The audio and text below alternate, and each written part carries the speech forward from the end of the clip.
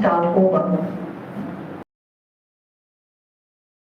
which was offered by Cambridge, which is Delta, which is a certificate of English language teaching. After that, I began volunteering as a charity, and it was there working with refugees and asylum seekers that I found a version of English teaching that I never knew existed. Until then, I've always dreamt of teaching at university or in a college where I would be teaching students working towards a bachelor's or master's in English. But my current setting is very, very different. I found myself working full-time in a further education sector, catering to the ever-increasing needs of post-migrants, refugees, and asylum seekers.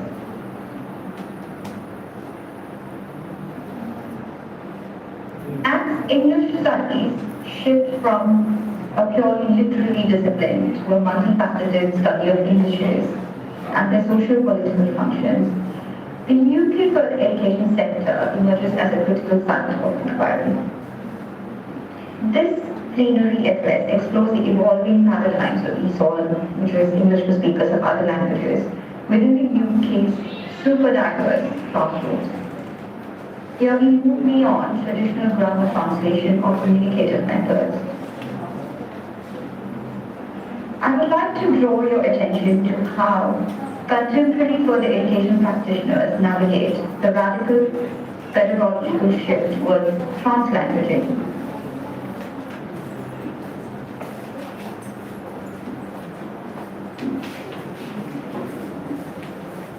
So what is translanguaging? It is the practice of valuing the learner's native tongue as a scaffold for new acquisition. So for this, we will focus on linguistic citizenship. So how language teaching serves as a tool for agency and survival in post-Brexit landscape. The other concept that we need to look at is the pedagogy of the press. The intersection of trauma-informed teaching and language acquisition for refugees, asylum seekers, and other migrant populations.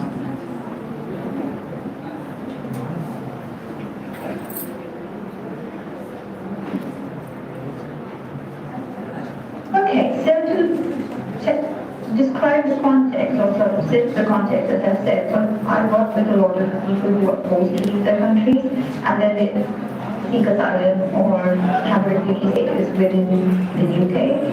And then they come into further education colleges to develop their English language skills. And for that, I need now to find the contact zone. So, in academic my classroom is what Mary Louise calls the contact zone. And she defines it as a social space where different cultures meet, clash, and grapple with each other.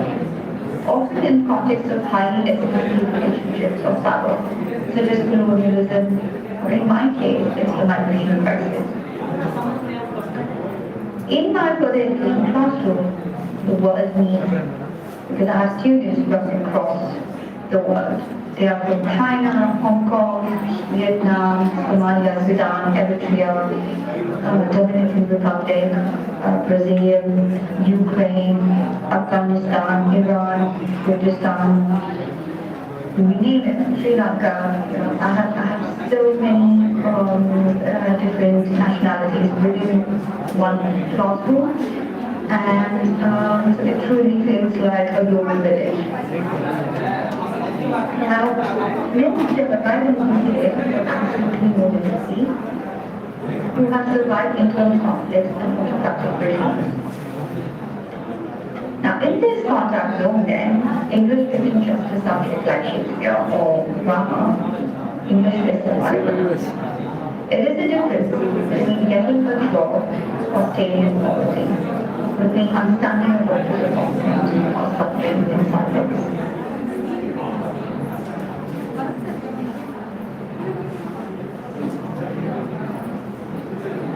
And for the past 7 years, I have told 16 to 20-year-olds, and majority of them are what we call unaccompanied asylum-seeking children. decade. When you're 16 years old, many of you are in that age group or older, 17, 18, 19. So a lot of my learners, they have to leave their country. Sometimes they're forced to leave their countries because it's not safe to stay there, and their parents pay a lot of money to stay with us. And when they leave, they go through very difficult journeys. They travel through forests, they walk for days and months, and then they have really difficult interactions with police, and then they end up maybe in Calais in France, and then they take the boat, get to the UK. So they go through something really unimaginable for a normal 16 to 18-year-old. While many of you might be worried about exams or other anxieties that can caused by social media and so on. Here it is that their stresses are about survival, their basic needs. So a lot of them, as I mentioned, walk through forests, cross borders illegally, and eventually they cross the English Channel on small, very dangerous boats. You might have read about this in the news, and they finally arrive in the UK. And when they do get there, the UK government places them in further education colleges. Now, a certain percentage of these students have never been to school back in their countries. So if you have students, say, from Afghanistan or the smaller areas in African countries, they would never have had that experience of being in school. So we have to start with the absolute basics, teaching the alphabet and phonics and literacy skills. And that's not all. Teaching them English is only 20% of my job. The other 80% is actually a lot of pastoral support, there's a lot of behavior management, and teachers. As teachers, we can guide them through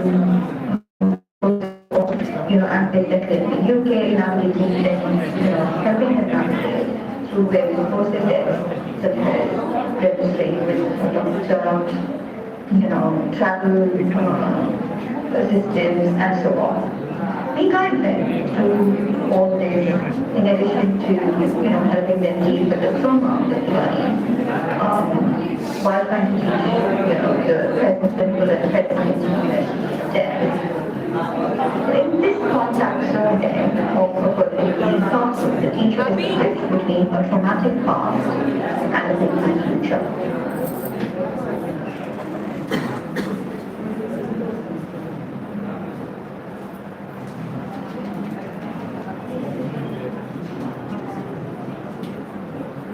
I mentioned before about transplant living and linguistic citizenship, so I just want to